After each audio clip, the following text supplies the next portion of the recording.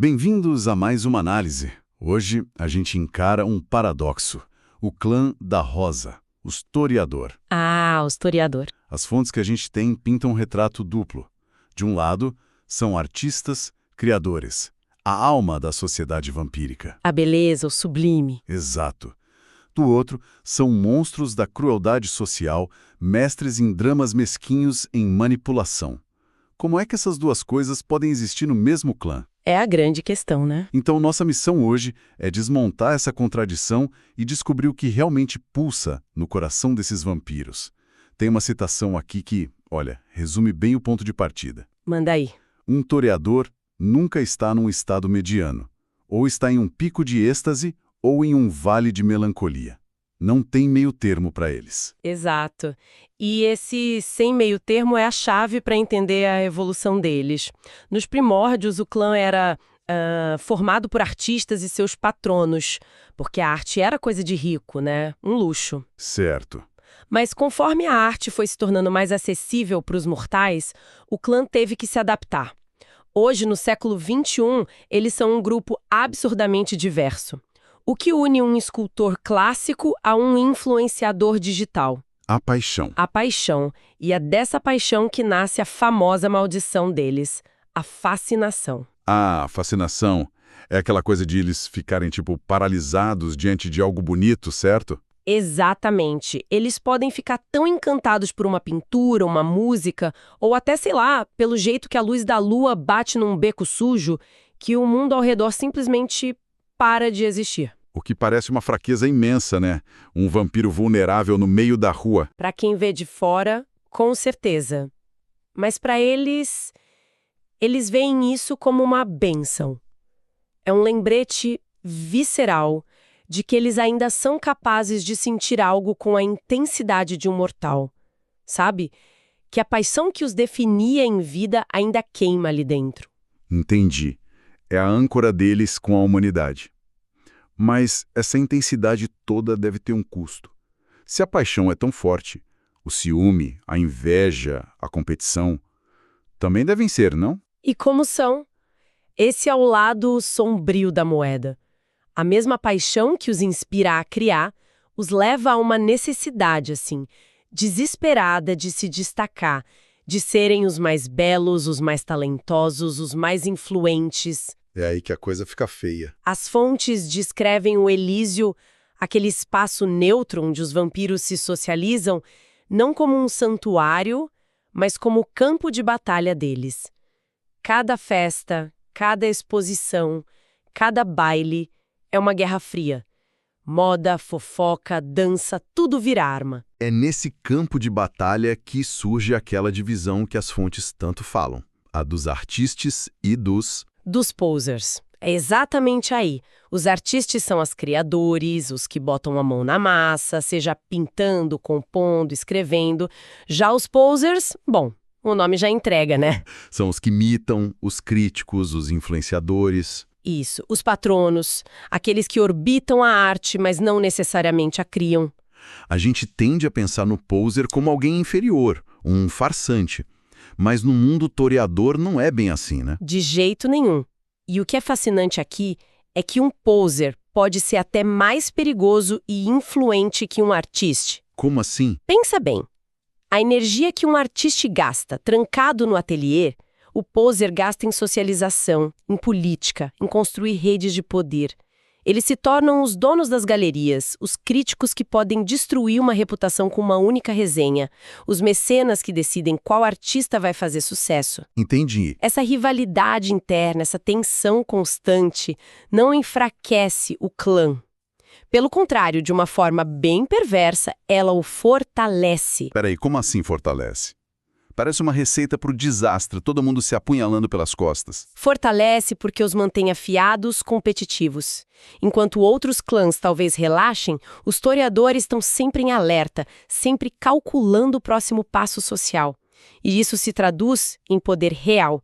Os números nas fontes não mentem. Que números? Eles são o segundo clã mais poderoso da América do Norte. Segundo?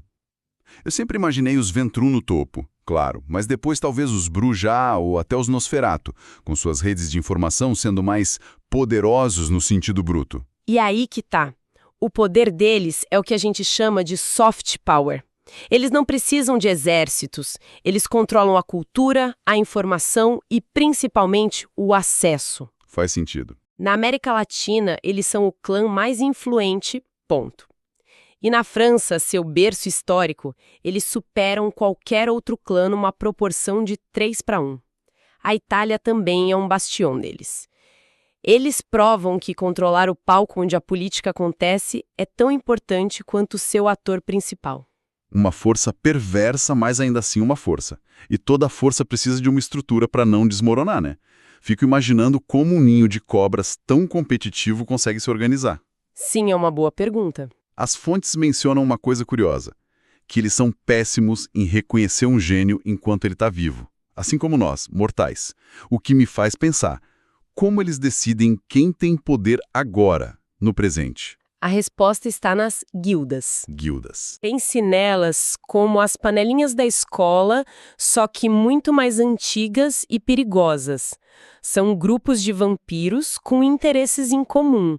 A guilda dos pintores, a dos músicos, a dos que se interessam por arte digital e por aí vai. Funcionam como clubes sociais, com uma hierarquia interna bem clara. Então, para um vampiro novo é tipo, escolha sua tribo ou seja devorado. Basicamente isso. Para um toreador recém-abraçado, entrar numa guilda é a melhor forma de aprender as regras do jogo. Ele vai se queimar algumas vezes, com certeza, vai cometer gafes sociais terríveis, Me imagino. mas é muito mais seguro do que tentar navegar nesse oceano de tubarões sozinho. Não é obrigatório fazer parte de uma, mas ficar de fora te deixa muito, muito mais vulnerável. Nossa, é quase um trabalho em tempo integral só para sobreviver a uma festa. Você precisa ser um estrategista, um artista e um fofoqueiro profissional, tudo ao mesmo tempo. A complexidade disso é impressionante. É fascinante. E, sabe, é engraçado. Geralmente, quem curte mergulhar nesses universos de RPG, com toda essa riqueza de detalhes, costuma ser uma galera mais criativa, né, mais inteligente, que lê bastante. Totalmente. É um perfil que, sei lá, me lembra muito a galera que estuda sério, que precisa de muita dedicação para passar num desafio grande. Exato. Tipo, vestibular, concurso público. Concurso militar, OAB, residência médica, é a mesma pegada de foco. E se quem está ouvindo é estudante e quer se preparar de verdade, entra agora em medcorb.com.br, baixa o app e aproveita o maior banco de questões do Brasil, com provas anteriores de todas as instituições, questões comentadas, resumos práticos, aulas completas e flashcards prontos para revisar onde quiser. Ótima dica. Falando em preparação e estratégia, a forma como os historiadores se preparam para o seu maior evento anual é um exemplo perfeito de como a organização é crucial. Com certeza. O grande baile. Isso. As guildas, que passam o ano todo competindo, colocam as diferenças de lado por uma única chance de sediar o evento. O grande baile é o evento do ano, acontece no Halloween. Os historiadores de um continente inteiro se reúnem. Imagina a quantidade de intriga, de exibição de status e política que rola num lugar desses. É o ápice da temporada social. Total. Mas o poder deles no dia a dia é mais sutil. Em qualquer cidade da Camarilla, é muito provável que o anfitrião do Elísio seja um toreador. Eles fornecem o espaço, a beleza, o luxo e principalmente as regras de etiqueta que os outros clãs usam para as suas reuniões. E aí está o soft power de novo. Você é o dono da festa.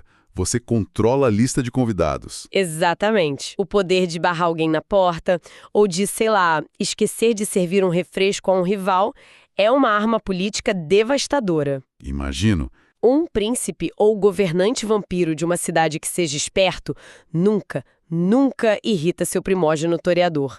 Manter o dono do Elísio feliz é crucial para a estabilidade social da cidade inteira. Nossa, esses jogos de poder, essa influência toda nas entrelinhas, é isso que torna a sociedade deles tão cativante, né? Com certeza. E olha, se análises assim que vão fundo nesses detalhes fazem o seu tipo, já sabe, né? É uma boa hora para curtir e se inscrever para não perder as próximas. E para a gente entender como isso funciona na prática, vale a pena olhar para algumas figuras notáveis do clã.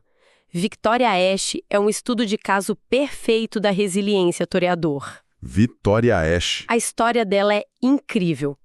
Nasceu na pobreza na França, foi acompanhante de tropas, prostituta e, com sua beleza e inteligência, subiu na vida até se tornar a concubina do príncipe Luís II. E foi ele quem a abraçou? Não. Ela foi abraçada por outro e fugiu da Europa para as colônias, em Nova Amsterdã, a futura Nova York.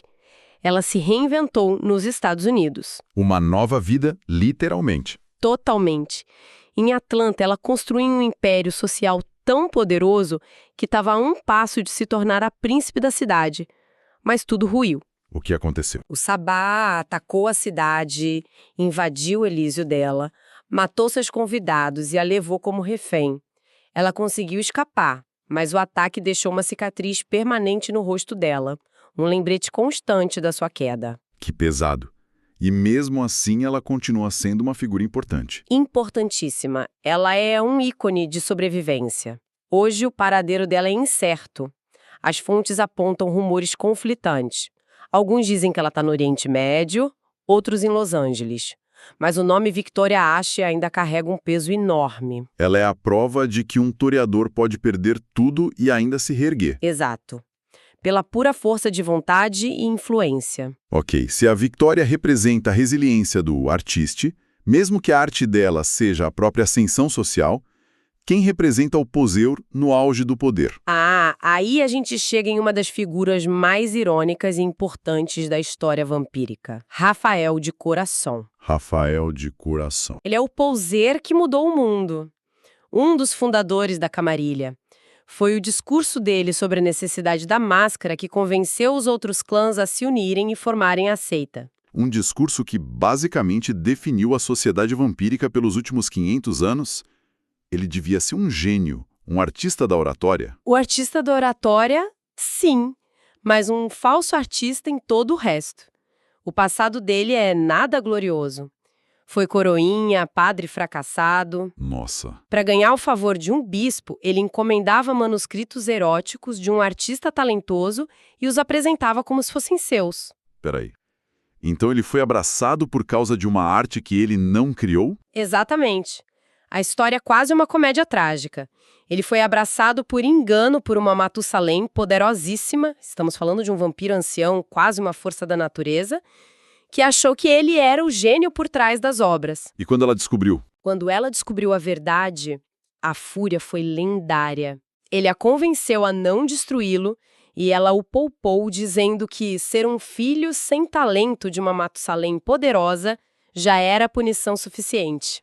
Imagina a vergonha. Isso é incrível, quer dizer, que um dos pilares da Camarilha, a seita que preza por ordem, tradição e supostamente mérito, foi cimentado por um poseur mestre na arte da aparência? Você pegou o ponto. Isso diz tudo sobre a própria natureza da Camarilha, não? Que talvez a máscara em si seja a maior obra de arte poseur de todas? A ironia é profunda. Rafael de Coração provou que, no fim das contas, a aparência de poder e a influência política podem ser muito mais valiosas do que o talento genuíno. Sem nunca ter criado uma única obra de arte, ele se tornou patrono, crítico e político, e moldou a sociedade vampírica. E hoje? Há rumores de que hoje ele faz parte do círculo interno, a liderança secreta da Camarilla. Ele é a prova definitiva de que um poseur pode chegar ao topo. E no meio desses dois extremos, a artista resiliente e o poseur político, existe espaço para algo diferente no clã hoje em dia? Existe, e essa é a beleza da evolução deles. Uma figura moderna que desafia essa dicotomia é a doutora Carmelita Nilsson. Carmelita Nilsson. Uma toreadora brasileiro-irlandesa, arqueóloga e acadêmica. A missão dela não é criar arte, mas registrar a história dos vampiros, especialmente as partes mais obscuras do próprio clã. Uma historiadora. A arte dela é o conhecimento, então. É precisamente. Ela é um exemplo perfeito de como o conceito de arte se expandiu. Um dos feitos mais notáveis dela foi recuperar o corpo preservado de sua bisavó vampírica, Catherine de Montpierre, uma toreadora de 900 anos, 900 anos. e entrevistá-la extensivamente. Ela criou um registro histórico que ninguém mais tinha. A arte dela é a narrativa, a erudição, ela é poliglota, uma contadora de histórias nata. Ela encontrou seu próprio caminho para a influência, um que não depende de pintura ou de política. Mas isso deve colocá-la em risco, não? Mexer com a história escondida dos vampiros, especialmente agora, com a tal da Segunda Inquisição. Coloca, e muito. A Segunda Inquisição, essa caça aos vampiros moderna, usando tecnologia e agências governamentais, a atingiu diretamente. Ela foi proibida pelo clã de usar qualquer mídia digital, por medo de ser rastreada. E como ela protege o trabalho dela? Ela mantém vários caches analógicos pelo mundo. Bibliotecas secretas, cheias de diários, gravações em fita e anotações escondidas para preservar a verdade. Então, o que tudo isso significa? No final das contas, o que define um toreador? Parece que a gente volta ao paradoxo do início. E talvez a resposta seja o próprio paradoxo. Eles são definidos por essa dualidade. A paixão que os conecta com a beleza e com sua humanidade perdida, e a competição cruel que os transformam em monstros sociais. Artistes e posiures. A divisão não é sobre quem é melhor, mas sobre os diferentes caminhos que essa paixão pode tomar para alcançar poder e imortalidade, seja através da criação ou da manipulação. E eles continuam sendo essa força política imensa, usando a cultura, a beleza e as regras sociais como as armas mais afiadas do arsenal da Camarilla. Sem dúvida. E essa luta interna deles levanta uma questão que vai muito além do mundo dos vampiros, sabe? O que tem mais valor? A obra de arte em si ou a influência, a narrativa e o legado que se constrói ao redor dela? É uma ótima pergunta. A trajetória do Rafael de Corazon, que moldou a sociedade sem nunca criar nada, em contraste com a da Carmelita, que arrisca tudo para preservar a história, ilustra esse debate perfeitamente. E sabe, isso me deixa pensando numa coisa. As fontes dizem que o historiador, com séculos de vida e experiência, são tão ruins quanto nós, mortais, em reconhecer um gênio enquanto ele está vivo. Isso nos força a questionar a própria natureza do reconhecimento. Exatamente. Será que o verdadeiro valor artístico só pode ser medido pelo teste do tempo? E se for o caso, que grandes obras e que gênios, tanto nos mundos da ficção quanto aqui, nós estamos ignorando neste exato